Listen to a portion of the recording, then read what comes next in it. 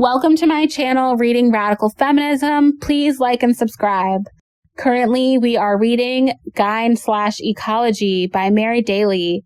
And this video, I will be reading the introduction. Introduction: The Meta-Patriarchal Journey of Exorcism and Ecstasy. We start with a quote from Helen Diner, Mothers and Amazons. Begins, "All mother goddesses spin and weave. Everything that is comes out of them. They weave the world tapestry out of Genesis and demise, quote, threads appearing and disappearing rhythmically," end quote. This book is about the journey of women becoming, that is, radical feminism. The voyage is described and roughly charted here. I say roughly by way of understatement and pun. We do not know exactly what is on the other side until we arrive there, and the journey is rough. The charting done here is based on some knowledge from the past, upon present experience, and upon hopes for the future. These three sources are inseparable, intertwined. Radical feminist consciousness spirals in all directions, discovering the past, creating/disclosing the present/future. The radical being of women is very much an otherworld journey. It is both discovery and creation of a world other than patriarchy. Patriarchy appears to be, quote, everywhere. Even outer space and the future have been colonized.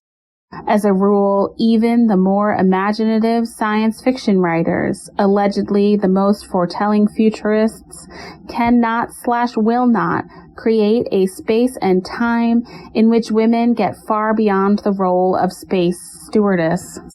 Nor does this colonization exist simply, quote, outside women's minds, securely fastened into institutions we can physically leave behind. Rather, it is also internalized, festering inside women's heads, even feminist heads. The journey then involves exorcism of the internalized Godfather in his various manifestations. His name is Legion. It involves dangerous encounters with these demons. Within the Christian tradition, particularly in medieval times, evil spirits have been sometimes associated with the 7 deadly sins, both as personifications and as causes. A standard listing of the sins is the following: pride, avarice, anger, lust, gluttony, envy, and sloth. The feminist voyage discloses that these have all been radically misnamed, that is, inadequately and perversely, quote, understood. They are particularized expressions of the overall use of, quote, evil to victimize women. Our journey involves confrontations with the demonic manifestations of evil. Why has it seemed, quote, appropriate in this culture that the plot of a popular book and film, The Exorcist, centers around a Jesuit who, quote, exorcises a girl who is, quote, possessed? Why is there no book or film about a woman who exorcises a Jesuit? From a radical feminist perspective, it is clear that, quote, father is precisely the one who cannot exorcise, for he is allied with and identified with the possessor. The fact that he is himself possessed should not be women's essential concern. It is a mistake to see men as pitiable victims or vessels to be, quote, saved through female self-sacrifice. However possessed males may be within patriarchy, it is their order. It is they who feed on women's stolen energy. It is a trap to imagine that women should, quote, save men from the dynamics of demonic possession, and to attempt this is to fall deeper into the pit of patriarchal possession. It is women ourselves who will have to expel the father from ourselves, becoming our own exorcists. Within a culture possessed by the myth of feminine evil, the naming, describing, and theorizing about good and evil has constituted a maze/haze of deception. The journey of women becoming is breaking through this maze, springing into free space, which is an amazing process. Breaking through the male maze is both exorcism and ecstasy. It is spinning through and beyond the father's foreground, which is the arena of games. This spinning involves encountering the demons who block the various thresholds as we move through gateway after gateway into the deepest chambers of our homeland, which is the background of ourselves. As Denise Conner has pointed out, the background is the realm of the wild reality of women's selves. Objectification and alienation take place when we are locked into the male-centered, monodimensional foreground. Thus, the monitors of the foreground, the male myth masters, fashion like fascist, prominent and eminently forgettable images of women in their art, literature, and mass media. Images intended to mold women for male purposes. The background into which feminist journeying spins is the wild realm of hags and crones. It is Hagocracy. The demons who attempt to block the gateways to the deep spaces of this realm often take ghostly/ghastly forms, comparable to noxious gases not noticeable by ordinary sense perception. Each time we move into deeper space, these numbing, ghostly gases work to paralyze us, to trap us, so that we will be unable to move further. Each time we succeed in overcoming their numbing effect, more dormant senses come alive. Our inner eyes open, our inner ears become unblocked. We are strengthened to move through the next gateway and the next.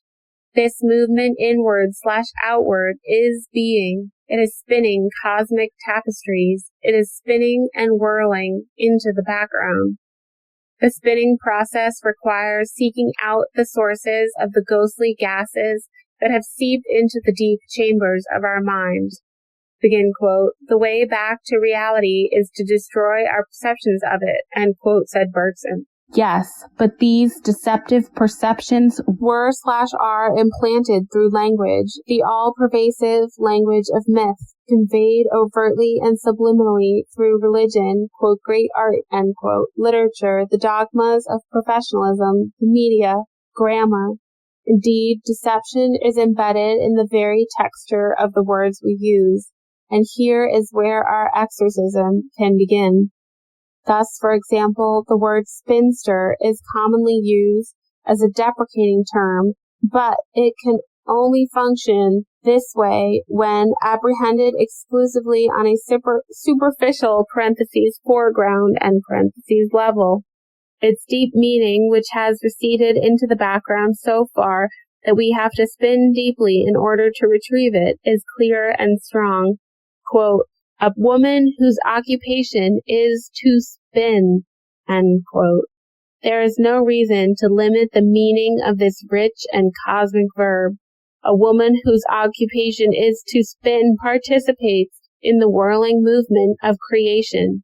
She who has chosen herself, who defines herself by choice, neither in relation to children nor men, who is self-identified as a spinster, a whirling dervish, spinning in a new time-space. Another example is the term glamour, whose first definition is given in Merriam-Webster as a magic spell. Originally, it was believed that witches possessed the power of glamour, and according to the authors of the Malleus Maleficarum, witches by their glamour could cause the male, quote, member to disappear.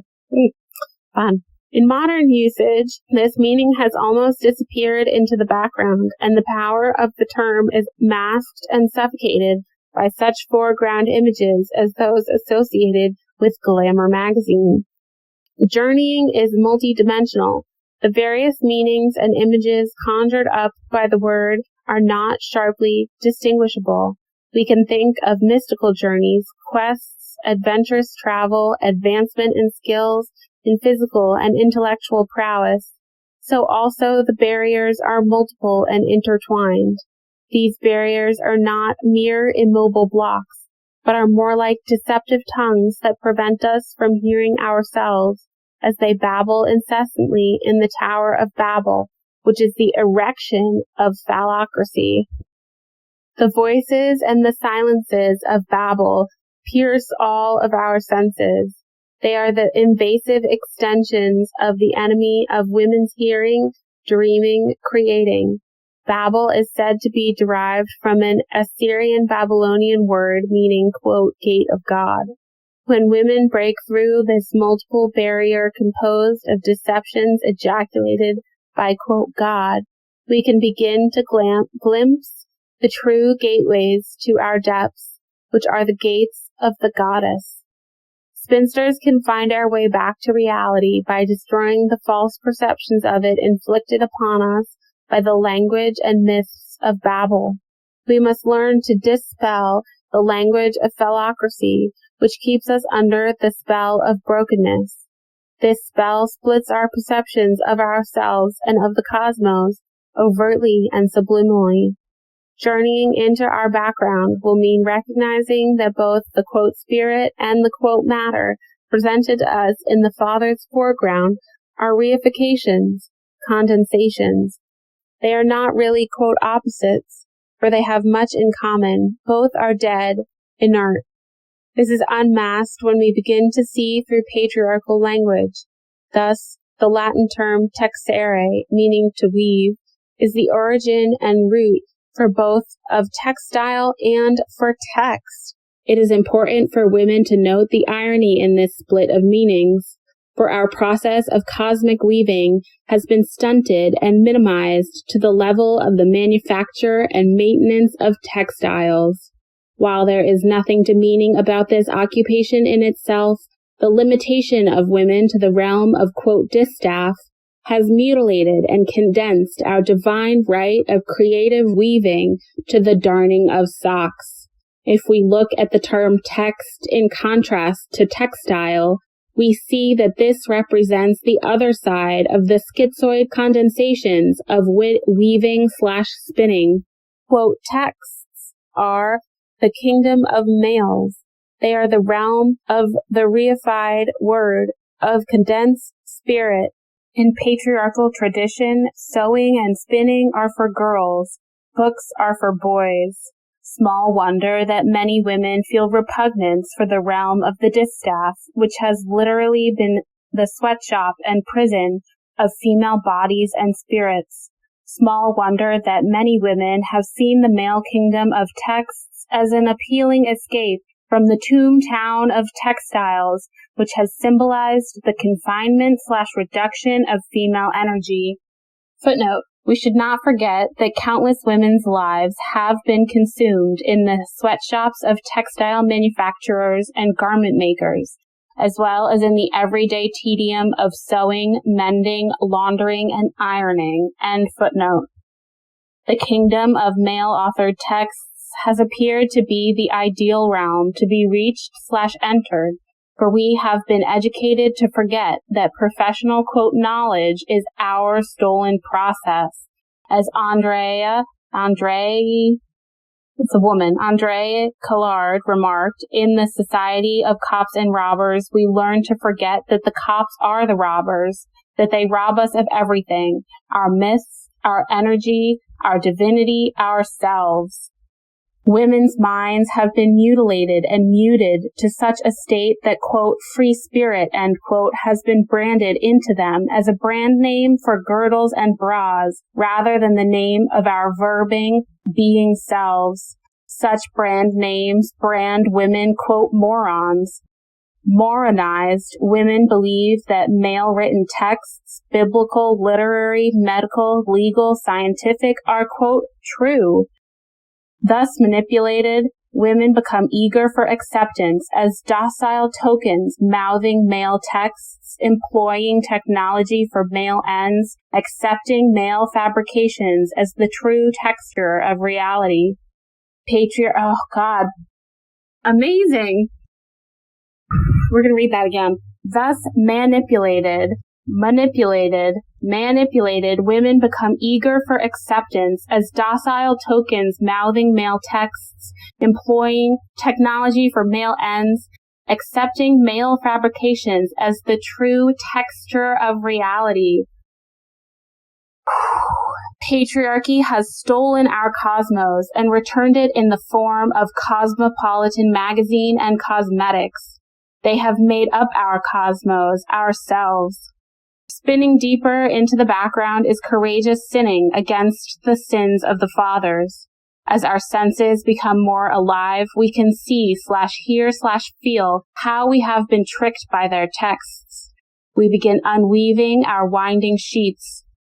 The process of exorcism, of peeling off the layers of mind bindings and cosmetics, is movement past the patriarchally imposed sense of reality and identity. This demystification process, amazing the lies, is ecstasy. Journeying centerward is self-centering movement in all directions. It erases implanted pseudo-dichotomies between the self and, quote, other reality, while it unmasks the unreality of both, quote, self and, quote, world, as these are portrayed, betrayed in the language of the father's foregrounds.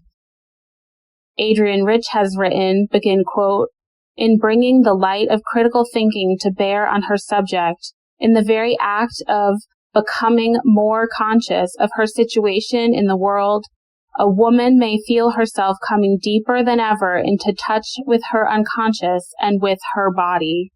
End quote. Moving into the background/center is not navel-gazing. Moving into the background/center is not navel-gazing. It is being in the world. The foreground fathers offer dual decoys labeled, quote, thought and, quote, action, which distract from the reality both of deep knowing and of external action. There is no authentic separation possible. The journey is itself participation in paradise. This word, which is said to be from the Iranian payari, meaning around, and dayeza, meaning wall, is commonly used to conjure an image of a walled-in pleasure garden. Patriarchal paradise, as projected in Western and Eastern religious mythology, is imaged as a place or a state in which the souls of the righteous after death enjoy eternal bliss, that is, heaven. Despite theological attempts to make this seem lively, the image is one of stagnation, in a stagnation, as suggested in the expression, quote, the afterlife. In contrast to this, the paradise, which is cosmic spinning, is not containment within walls. Rather, it is movement that is not containable, weaving around and past walls, leaving them in the past. It moves into the background, which is the moving center of the self, enabling the self to act, quote, outwardly in the cosmos as she comes alive. This meta-patriarchal movement is not afterlife, but living now, discovering life. A primary definition of paradise is, quote, pleasure park. The walls of the patriarchal pleasure park represent the condition of being perpetually parked, locked into the parking lot of the past. A basic meaning of park is, quote, game preserve.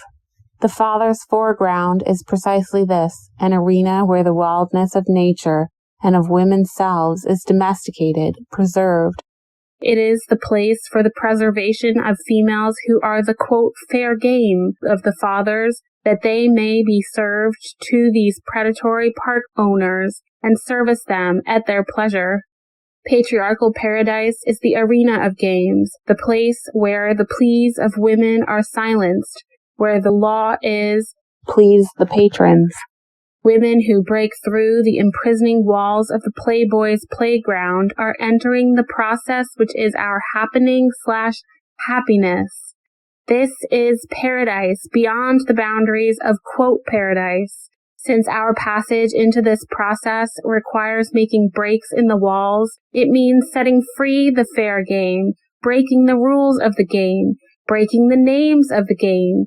Breaking through the foreground, which is the Playboy's playground, means letting out the bunnies, the bitches, the beavers, the squirrels, the chicks, the pussycats, the cows, the nags, the foxy ladies, the old bats and biddies, so that they can at last begin naming themselves. I have coined the term meta-patriarchal to describe the journey because the prefix meta has multiple meanings. It incorporates the idea of, quote, post-patriarchal, for it means occurring later. It puts patriarchy in the past without denying that its walls/ruins and demons are still around. Since meta also means, quote, situated behind, end quote, it suggests that the direction of the journey is into the background. Another meaning of this prefix is, quote, change in, transformation of, end quote. This, of course, suggests the transforming power of the journey. By this, I do not mean that women's movement, quote, reforms patriarchy, but that it transforms ourselves. Since meta means, quote, beyond, transcending, end quote, it contains a built-in corrective to reductive notions of reformism. This meta-patriarchal process of encountering the unknown involves also a continual conversion of the previously unknown into the familiar. Since the, quote, unknown is stolen/hidden knowing, frozen and stored by the abominable snowman of androcratic academia, spinsters must melt these masses of, quote, knowledge with the fire of female fury. Amazon expeditions into the male-controlled, quote, fields are necessary in order to leave the father's caves and live in the sun. A crucial problem for us has been to learn how to repossess righteously while avoiding being caught too long in the caves. In universities and in all of the professions, the omnipresent poisonous gases gradually stifle women's minds and spirits. Those who carry out the necessary expeditions run the risk of shrinking into the mold of the mystified Athena, the twice-born, who forgets and denies her mother and sisters because she has forgotten her original self. Quote, reborn from Zeus, she becomes daddy's girl, the mutant who serves the master's purposes. The token woman who in reality is enchained, possessed, quote, knows that she is free.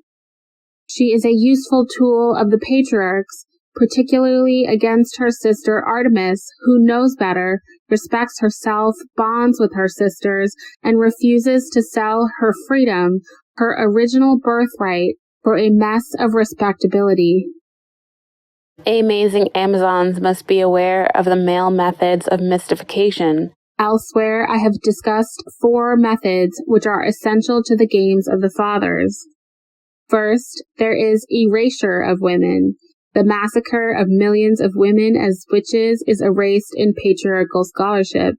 Second, there is reversal. Adam gives birth to Eve, Zeus to Athena in patriarchal myth. Third, there is false polarization. Male-defined, quote, feminism is set up against male-defined, quote, sexism in the patriarchal media. Fourth, there is divide and conquer. Token women are trained to kill off feminists in patriarchal professions. As we move further on the meta-patriarchal journey, we find deeper and deeper layers of these demonic patterns embedded in our culture, implanted in our souls. These constitute mind bindings, comparable to the foot bindings which mutilated millions of Chinese women for 1,000 years. Stripping away layer after layer of these mind-binding societal/mental embeds is the amazing essential to the journey. Spinsters are not only amazing Amazons cutting away layers of deceptions.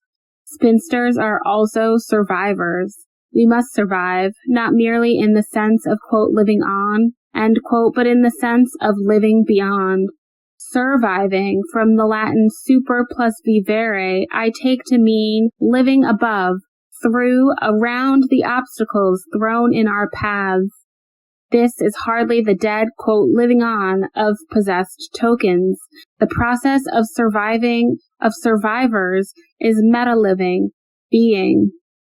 The title of this book, Gyne/Ecology, says exactly what I mean it to say. Quote, ecology is about the complex web of interrelationships between organisms and their environment. In her book, Le Feminisme ou la Mort, Françoise Dabon coins the expression, quote, ecofeminisme. She maintains that the fate of the human species and of the planet is at stake, and that no male-led, quote, revolution will counteract the horrors of overpopulation and destruction of natural resources. I share this basic premise, but my approach and emphasis are different.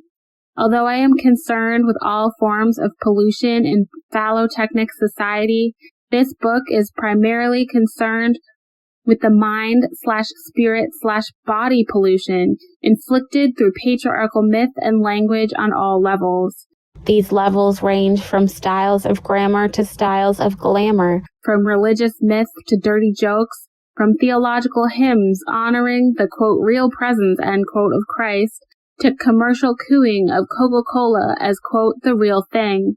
From dogmatic doctrines about the, quote, divine host, end quote, to doctored ingredient labeling of Hostess cupcakes. From subliminal ads to, quote, sublime art. Phallic myth and language generate, legitimate, and mask the material pollution that threatens to terminate all sentient life on this planet. The title Ecology is a way of wrenching back some word power. The fact that most gynecologists are males is in itself a colossal comment on, quote, our society. It is a symptom and example of male control over women and over language, and a clue to the extent of this control. Add to this the fact, noted by Adrienne Rich, of, quote, a certain indifference and fatalism toward the diseases of women, which persists to this day in the male gynecological and surgical professions, end quote. And add to this the fact that the self-appointed soul doctors, mind doctors, and body doctors who, quote, specialize in women are perpetrators of iatrogenic disease.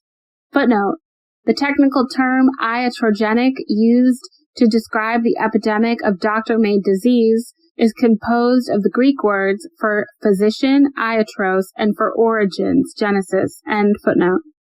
All right. That is, soul doctors, priests, and gurus, mind doctors, psychiatrists, admins, and academics, and body doctors, physicians, and fashion designers are by professional code causes of disease in women and hostile to female well-being.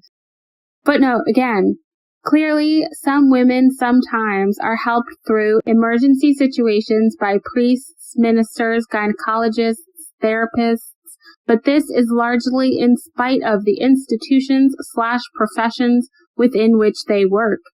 A great deal of the work of such exceptional professionals consists in repairing damages caused by their colleagues and by the methods of their professions. One serious liability associated with their ministrations is the conditioning of women to depend upon them rather than upon our own natural resources. It should not be necessary to repeat this distinction throughout this book, which criticizes patriarchal institutions and those who conform to them. End footnote. Gynecologists fixate upon what they do not have, upon what they themselves cannot do. For this reason, they epitomize and symbolize the practitioners of other patriarchal ologies, and they provide important clues to the demonic patterns common to the labor of all of these. In their frantic fixation upon what they lack, that is biophilic energy, she has a footnote. By biophilic, I mean life-loving. This term is not in the dictionary, although the term necrophilic is there and is commonly used, end footnote. In their frantic fixation upon what they lack, that is biophilic energy, and in their frantic indifference to the destruction they wreak upon the other, women and, quote, Mother Nature, the phallic-ologists coalesce. Their corporate merger is the mystical body of knowledge, which is gynocidal gynecology. Note that the Oxford English Dictionary defines gynecology as, quote, that department of medical science which treats the functions and diseases peculiar to women. Also, loosely, the science of womankind, end quote. I am using the term Ecology very loosely, that is freely, to describe the science that is the process of knowing of, quote, loose women who choose to be subjects and not mere objects of inquiry. Ecology is by and about women, amazing, all the male-authored, quote, sciences of womankind, end quote, and weaving world tapestries of our own kind. That is, it is about discovering, developing the complex web of living/loving relationships of our own kind. It is about women living, loving, creating ourselves, our cosmos. It is dispossessing ourselves, inspiriting ourselves, hearing the call of the wild, naming our wisdom, spinning and weaving world tapestries out of genesis and demise. In contrast to gynecology, which depends upon fixation and dismemberment, Ecology affirms that everything is connected. Since, quote, ologies are generally static, quote, bodies of knowledge, end quote, it might at first glance seem that the name Ecology clashes with the theme of the journey. However, a close analysis unveils the fact that this is not so. For women can recognize the powerful and multidimensional gynocentric symbolism of the O. It represents the power of our moving, encircling presence, which can make non-being sink back into itself. Our O is totally other than, quote, nothing, a fact demonically distorted and reversed in the pornographic novel The Story of O. As Denise Connors has pointed out, it can be taken to represent our aura, our O-zone. Within this anti-pollutant, purifying, moving O-zone, the aura of gynocentric consciousness, life-loving feminists have the power to affirm the basic ecological principle that everything is connected with everything else. It is this holistic process of knowing that can make Ecology the O-logy of all the ologies, encircling them, spinning around and through them, unmasking their emptiness. As the O-logy of all the ologies, Ecology can reduce their pretentious facades to zero. It can free the flow of their, quote, courses, and overcome their necrophilic circles, their self-enclosed processions, through spiraling creative process. It is women's own Ecology that can break the brokenness of the, quote, fields, deriding their borders and boundaries, changing the nouns of knowledge into verbs of knowing. Wow. The subtitle of this book. By the subtitle, The Metaethics of Radical Feminism, I intend to convey that this book is concerned with the background, most specifically of language and myth, which is disguised by the father's foreground fixations. Merriam-Webster gives as one of the definitions of the prefix meta, begin quote, of a higher logical type, in nouns formed from names of disciplines and designating new but related disciplines, such as can deal critically with the nature, structure, or behavior of the original ones, that is, meta-language, meta-theory, meta-system, end quote. Despite the dullness of dictionary diction, there are clues here. I would say that radical feminist metaethics is of a deeper intuitive type than, quote, ethics. The latter, generally written from one of several, but basically the same patriarchal perspectives, works out of hidden agendas concealed in the texture of language, buried in mythic reversals which control, quote, logic, most powerfully because unacknowledged.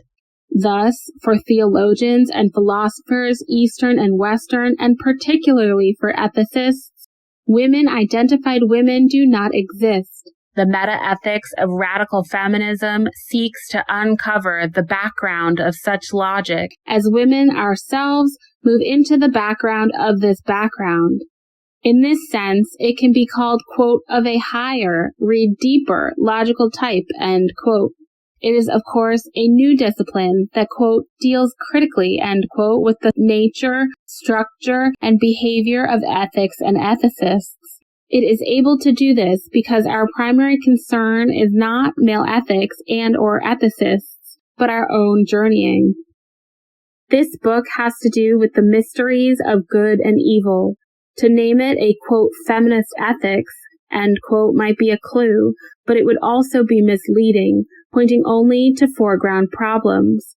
It would be something like arguing for, quote, equal rights in a society whose very existence depends upon inequality, that is, upon the possession of female energy by men. The spring into free space, which is woman-identified consciousness, involves a veritable mental/behavioral mutation. The phallocratic categorization of good and evil no longer apply when women honor women, when we become honorable to ourselves. As Barbara Starrett wrote, we are developing something like a new organ of the mind. This development both causes and affects qualitative leaping through galaxies of mind space. It involves a new faculty and process of valuation. None of the dreary ethical texts, from those of Aristotle down to Paul Ramsey and Joseph Fletcher, can speak to the infinitely expanding universe of what Emily Culpeper has named gynergy. Indeed, the texts of phallocratic ethicists function in the same manner as pornography, legitimating the institutions which degrade women's being. Gyne/ecological metaethics, in contrast to all of this, functions to affirm the deep dynamics of female being. It is gynography. Gynography?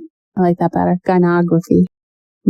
There are, of course, male-authored, male-identified works which purport to deal with, quote, metaethics. In relation to these, gynography is metaethical. For a while, male metaethics claims to be the, quote, study of ethical theories as distinguished from the study of moral and ethical conduct itself, end quote. It remains essentially male-authored and male-identified theory about theory.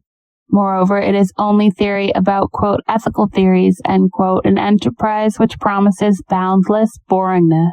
In contrast to this, Gyne/ecology is hardly, quote, metaethical in the sense of masturbatory meditations by ethicists upon their own emissions. Rather, we recognize that the essential omission of these emissions is our own life/freedom. In the name of our life/freedom, feminist metaethics omits seminal omissions.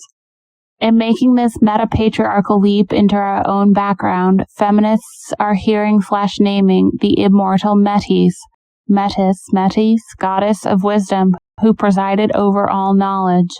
In patriarchal myth, she was swallowed by Zeus when she was pregnant with Athena. Zeus claimed that Metis counseled him from inside his belly. In any case, the Greeks began ascribing wisdom to this prototype of male cannibalism. We must remember that Metis was originally the parthenogenic mother of Athena. After Athena was, quote, reborn from the head of Zeus, her single, quote, parent, she became Zeus's obedient mouthpiece. She became totally male-identified, employing priests, not priestesses, urging men on in battle, siding against women consistently. Radical feminist metaethics means moving past this puppet of Papa, discovering the immortal Metis. It also means discovering the parthenogenic daughter, the original Athena, whose loyalty is to her own kind, whose science/wisdom is of womankind. In this discovering, there can be what Catherine Nicholson named, quote, the third birth of Athena, end quote. As this happens, Athena will shuck off her robothood, will return to her real source, to herself, leaving the demented male mother to play impotently with his malfunctioning machine, his dutiful, dim-witted, quote, daughter, his broken baby doll gone berserk, his failed fembot. The metaethics of radical feminism means simply that while Zeus, Yahweh, and all the other divine male, quote, mothers are trying to retrieve their dolls from the ash can of patriarchal creation, women on our own journey are discovering Metis and the third-born Athena, our own new being. That is, we are being in the triple goddess who is and is not yet. The tradition of this book, Hagocracy. Hagiography is a term employed by Christians and is defined as, quote, the biography of saints, saint lives, biography of an idealizing or idolizing character, end quote. Hagiology has a similar meaning. It is, quote, a description of sacred writings or sacred persons, end quote. Both of these terms are from the Greek hagios, meaning holy. Surviving, moving women can hardly look to the masochistic martyrs of pseudo-spiritual religion as models. Since most patriarchal writing that purports to deal with women is pornography or hagiography, which amount to the same thing, women in a world from which women-identified writing has been eliminated are trying to break away from these moldy, quote, models, both of writing and living. Our four sisters were the great hags whom the institutionally powerful but privately impotent patriarchs found too threatening for coexistence, and whom historians erase. Hag is from an Old English word meaning harpy, witch. Webster's gives as the first and, quote, archaic meaning of hag, begin, quote, a female demon, fury, harpy, end quote. It also formerly meant, quote, an evil or frightening spirit, end quote. Lest this sound too negative, should we ask the relevant question, evil by whose definition? Frightening to whom? A third archaic definition of hag is nightmare. Nightmare is said to be derived from the Middle English terms night plus mare, meaning spirit. The first definition given in Merriam-Webster is, quote, an evil spirit formerly thought to oppress people during sleep. Another definition is a, quote, hag sometimes believed to be accompanied by 9 attendant spirits, end quote. For hags, this should be a friendly gathering. Yeah. The important question is whose nightmare? Hag is also defined as, quote, an ugly or evil-looking old woman, end quote. But this, considering the source, may be considered a compliment. For the beauty of strong, creative women is, quote, ugly by misogynistic standards of, quote, beauty. The look of female-identified women is, quote, evil to those who fear us. As for, quote, old, ageism is a feature of phallic society. For women who have trans-evaluated this, a crone is one who should be an example of strength, courage, and wisdom. For women who are on the journey of radical being, the lives of the witches, of the great hags of our hidden history are deeply intertwined with our own process. As we write/live our own story, we are uncovering their history, creating hagography and hagology. Unlike the, quote, saints of Christianity, who must by definition be dead, hags live. Women traveling into feminist time/space are creating hagocracy, a place where we govern. To govern is to steer, to pilot. We are learning individually and together to pilot the time/spaceships of our voyage. The vehicles of our voyage may be any creative enterprises that further women's process. The point is that they should be governed by witch within, the hag within. In living/writing hagography, it is important to recognize that those who live in the tradition of the great hags will become haggard. But this term, like so many others, must be understood in its radical sense. Although haggard is commonly used to describe one who has a worn or emaciated appearance, this was not its original or primary meaning. Applied to a hawk, it means, quote, untamed. So-called obsolete meanings given in Merriam-Webster include intractable, willful, wanton, and unchaste. The second meaning is, quote, wild in appearance as A, of the eyes, wild and staring, B, of the person, wild-eyed, end quote. Only after these meanings do we find the idea of, quote, a worn or emaciated appearance, end quote. As a noun, haggard has an obsolete meaning, quote, an intractable person, especially a woman reluctant to yield to wooing, end quote. Haggard writing is by and for haggard women, those who are intractable, willful, wanton, unchaste, and especially those who are reluctant to yield to wooing.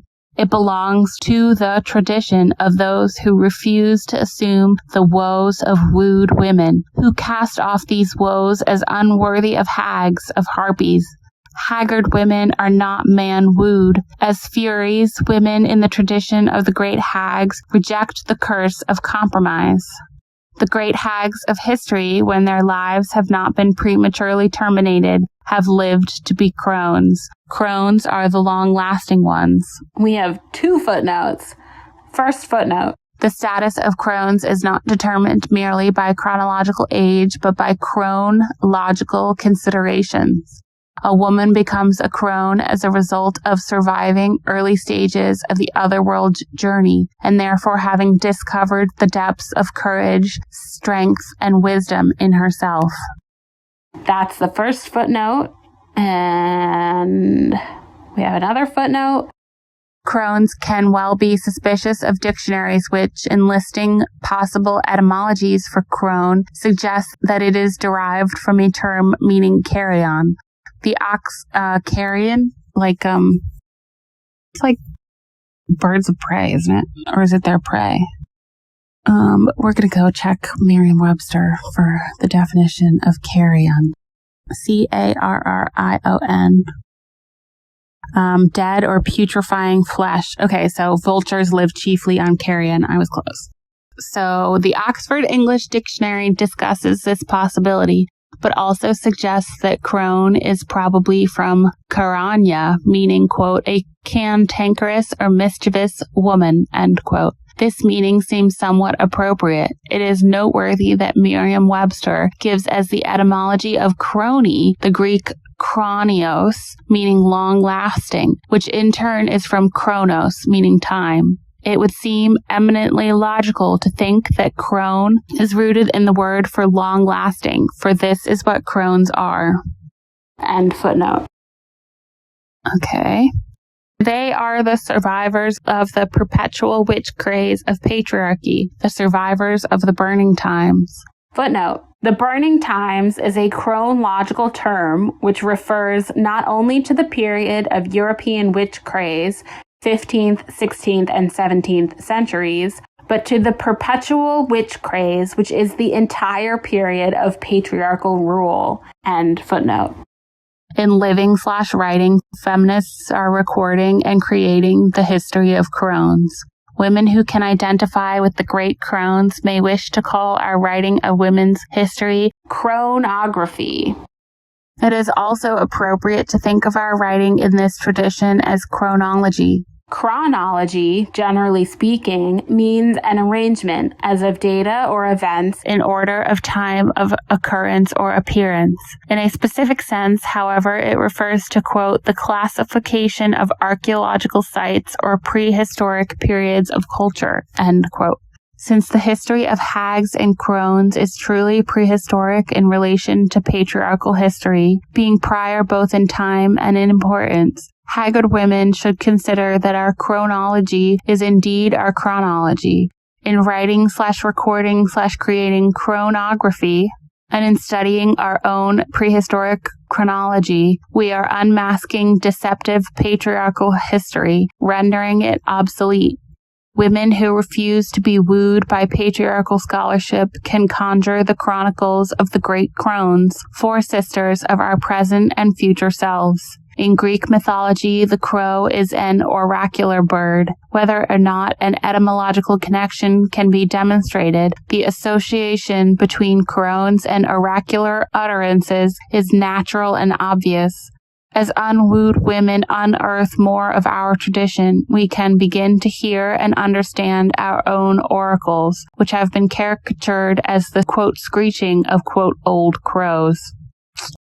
Hagographers perceive the hilarious hypocrisy of, quote, his history.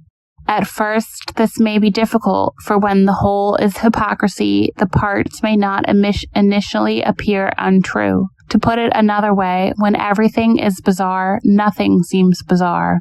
Hags are women who struggle to see connections.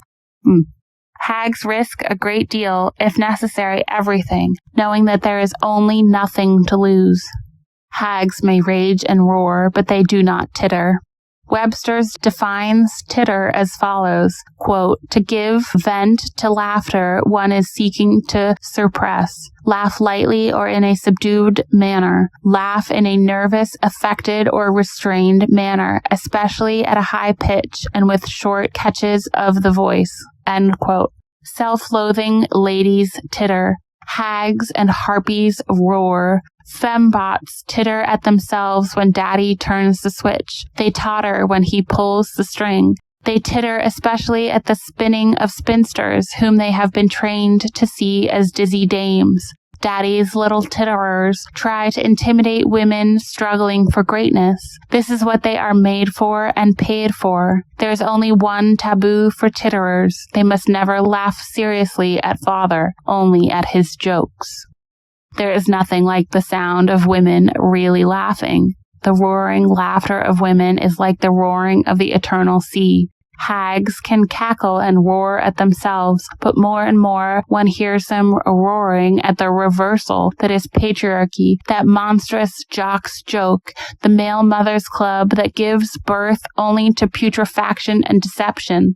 One can hear pain and perhaps cynicism in the laughter of hags who witness the spectacle of male mothers, murderers, dismembering a planet that they have already condemned to death. But this laughter is the one true hope, for as long as it is audible, there is evidence that someone is seeing through the dirty joke. It is in this hope that this Hagocracy is written. That is it for part 1 of this introduction. Please click the next video for part 2. Thanks. Thanks for listening. Like and subscribe.